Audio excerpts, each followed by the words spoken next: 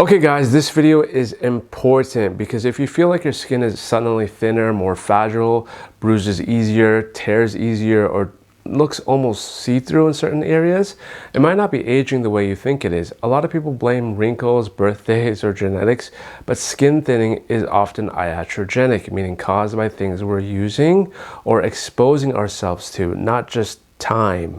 Let's get straight into this, guys. All I ask from you is just to hit the like button down below. It tells YouTube this is worth showing to more people. So if you like learning about health from a scientific perspective in a calm and collected way, consider subscribing too.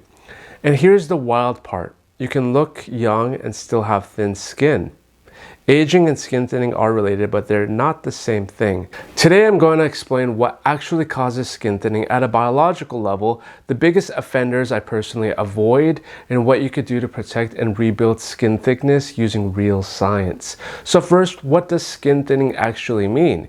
Your skin has three main layers: the epidermis on top, the dermis underneath, and the subcutaneous fat layer below that. When skin thins, what's really happening is a loss of collagen and elastin, glycosaminoglycans, and fibroblast activity in the dermis. Fibroblasts are the cells that literally build your skin structure. When they slow down or get suppressed, your skin loses its scaffolding and architecture. Now here's where things get uncomfortable, because some of the biggest causes of skin thinning are things people use daily and are told are safe. Let's start with the biggest one: topical corticosteroids. These are creams like hydrocortisone, triamcinolone, clobetasol, and it's even over-the-counter hydrocortisone if used incorrectly. Steroids suppress inflammation, but they also directly inhibit fibroblast proliferation and collagen synthesis. And in plain English, that just means they calm redness, but they also tell your skin to stop rebuilding itself over time. This leads to visibly thinner, weaker skin, especially on the face, neck, groin, and around the eyes. Next big cause is chronic sun exposure, not sun in general. Chronic, unprotected UV exposure.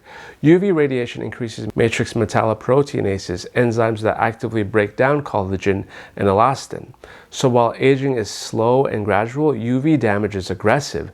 This is why people get thin, crepey skin on the forearms long before their face actually looks old. Same age, right? But totally different skin thickness. Now here's one people don't talk about enough: certain medications. Long-term systemic steroids thin the skin, that's well known, but so do some other meds indirectly. Blood thinners making thinning more obvious by increasing bruising. Some blood pressure meds and diuretics can reduce the skin hydration and nutrient delivery over time, which also leads to thinning. Also, another culprit is the chemotherapy and immunosuppressants. Yes, these two can also directly slow cell turnover and affect fibroblast function. Another sneaky one is over-exfoliation. Chemical exfoliants, retinoids, acids, these are great tools when used correctly. But when overused, they cause chronic barrier disruption, low-grade inflammation, and impaired epidermal regeneration. Your skin stays in repair mode instead of rebuild mode. And remember, guys, thin skin doesn't always look irritated. Sometimes it just looks more shiny, fragile, and tight. Another major culprit is hormonal changes. Estrogen plays a massive role in collagen synthesis, and after menopause, women lose up to 30% of dermal collagen in the first 5 years. That's not aging, that's hormonal signaling, changing how fibroblasts behave. Okay guys, so here are the things that I personally avoid. Avoid long-term steroid creams unless it's absolutely necessary.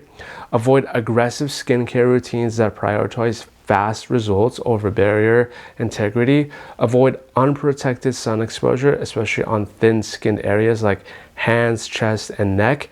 Avoid skincare trends that don't respect the biology of the skin. And if you do just those, you would be ahead of the game. Now let's talk about what actually helps, because thin skin is not always permanent. In fact, you can reverse it.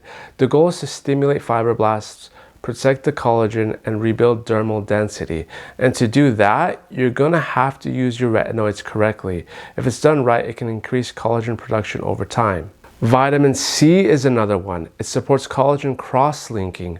A lot of people start eating a ton of fruit when they notice skin thinning, and that seems to help because you're really loading up on that vitamin C. More on that in just a little bit. Niacinamide also improves barrier function and increases dermal protein synthesis, but not all work that well. Also, getting your adequate protein intake matters more than most people realize. Collagen doesn't appear out of thin air, you know. You need to build it and stimulate it, which ties into those nutrient deficiencies. You could be doing everything right on the outside, sunscreen, moisturizer, gentle skincare, but if your body isn't getting the building blocks it needs, your skin will start to thin. I'll say it again.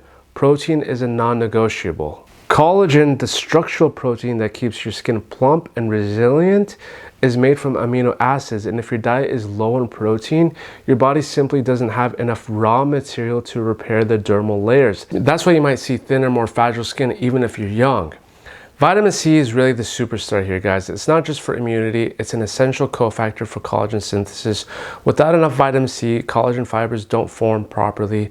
Think of vitamin C really as your glue activator. Zinc is often overlooked too, but it's critical for cell proliferation and wound healing. Low zinc can actually impair the turnover of skin cells and delay repair, which over time contributes to thinning.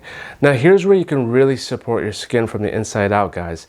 Supplements like Thorne's Collagen provide a highly absorbable source of collagen peptides, basically pre-digested collagen that your body can use directly for skin, joints, and hair. Studies do show that daily collagen supplementation can increase dermal thickness and improve elasticity, especially when combined with vitamin C. So if you're interested in trying it out, you can get 10% off Thorne products with my affiliate link, which makes it easier to build this foundation for stronger, thicker skin while supporting the channel. And here's something important, guys. Skin thickness improves slowly. Collagen turnover takes months, not days. If someone tells you a product thickened their skin in a week, that's hydration, not structural change. If this video made you rethink something in your routine, hit the like button. It helps push science-based skincare content instead of fear-based trends. And if you want a follow-up on how to rebuild thin skin step by step, or which ingredients actually help versus harm, drop a comment and I'll make that one next. And until then, guys, watch this video about collagen supplements, and I'll see you guys on the next one.